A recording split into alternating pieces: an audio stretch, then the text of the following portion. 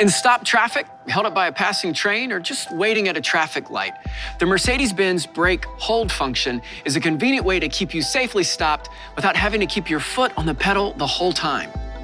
The system is cleverly integrated into the movement of your brake pedal. To activate the feature, simply press the brake pedal down hard, and the vehicle's brakes will hold its current position. A hold icon will appear in the instrument cluster. When you're ready to move again, simply press the accelerator pedal to disengage the function. Remember, brake hold is not a parking brake. If you wish to exit the vehicle, put the car in park.